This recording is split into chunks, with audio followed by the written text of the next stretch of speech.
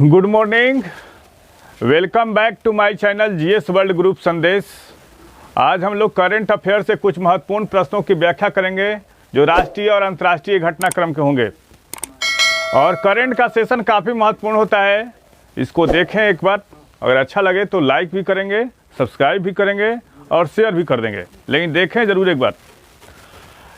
13 अप्रैल को जालियांवाला हत्याकांड, जालियांवाला बाग हत्याकांड के कितने साल पूरे हो गए? 104 साल। भारतीय स्वतंत्रता संग्राम के इतिहास में एक युगांतकारी घटना थी।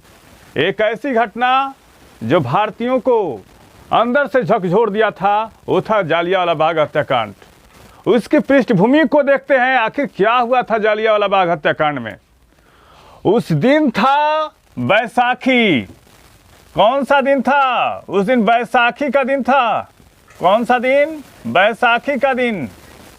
एक मीटिंग हो रही थी और दो ऐसे नेता थे जिनकी गिरफ्तारी हुई थी। उनका नाम था डॉक्टर सतपाल और सैफुद्दीन किचलू। उन दोनों की गिरफ्तारी हो गई थी। गिरफ्तारी के बाद जालियांवाला बाग हत्याकांड में मीटिंग आयोजित की गई और मीटिंग के पश्चात वहाँ का जो गवर्नर था माइकल ओडायर था। वहाँ का गवर्नर कौन था? माइकल ओडायर था। और जो सैन्य अधिकारी था उसका नाम था, क्या नाम था उसका? ब्रिगेडियर जनरल डायर था। और उसमें 1000 लोग मारे गए थे। उसमें 1000 लोग मारे गए थे। बाद में आपने ऊधम सिंह का कहानी सुना होगा, 1940 ईस्वी में जब डायर का हत्या कर देते हैं। ABPSC में पूछा था। उसके बाद जालियांवाला बाग हत्याकांड की जांच करने के लिए सरकार द्वारा, अंग्रेज सरकार के द्वारा हंटर कमीशन का गठन किया जाता है और कांग्रेस के द्वारा मालवीय कमेटी की गठन किया जाता है। मालवीय कमीशन, कांग्रेस के द्वारा मालवीय कमीशन का गठन किया जाता है।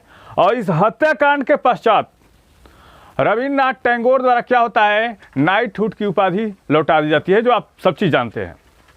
और एक ये ऐसा चीज था जिसके बाद असहयोग आंदोलन शुरू होता है। नॉन कोऑपरेशन मूवमेंट 1920 से 1922 ईस्वी तक चला था, इसी के बाद चला था। और इसकी एक पृष्ठभूमि थी जो जालियांवाला बाग हत्याकांड था। आगे देखते हैं।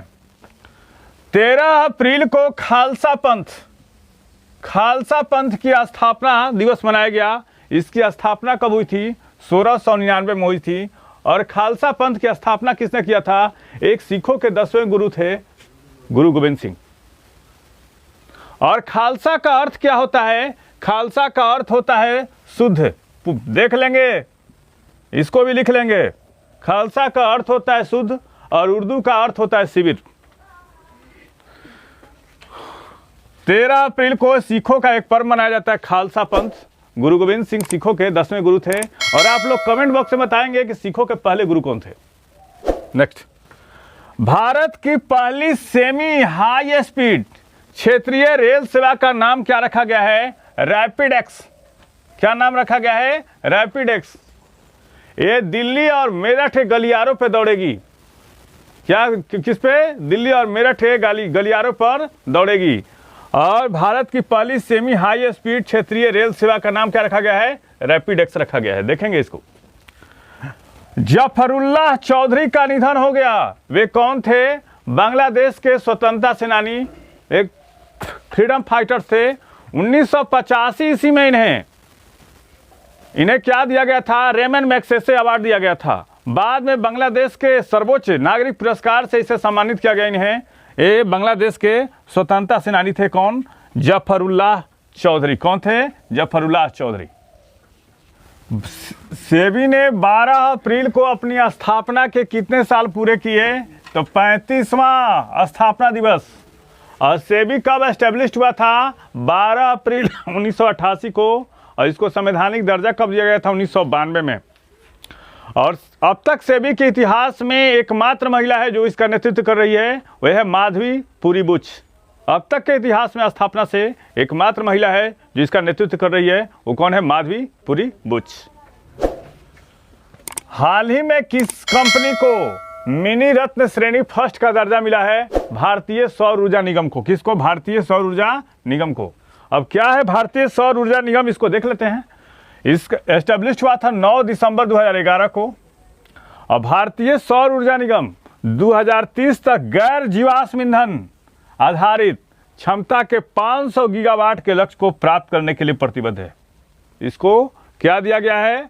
मिनी रत्न श्रेणी फर्स्ट का दर्जा दिया गया है। किसको पूछेगा कि हाल ही में किस कंपनी को मिनी रत्न श्रेणी फर्स्ट का दर्जा दिया गया है? इसको भारतीय सौर ऊर्जा निगम को एस्टेब्लिश कब हुआ था? 9 दिसंबर 2011 को। गोंड पेंटिंग को जीआई टैग दिया गया है, किस राज्य का है? एमपी का। लाटौर आम को जीआई टैग दिया गया था, वो कहाँ का था? लाटौर आम को जीआई टैग दिया गया था, ये था यूपी का लाटौर आम। और गमोचा को जीआई टैग दिया गया था, ये कहाँ का था? ये असम का था। तमेलोंग केला को जीआई टैग दिया गया था, ये कहाँ का था? ये था मणिपुर का। कहाँ का था? मणिपुर का।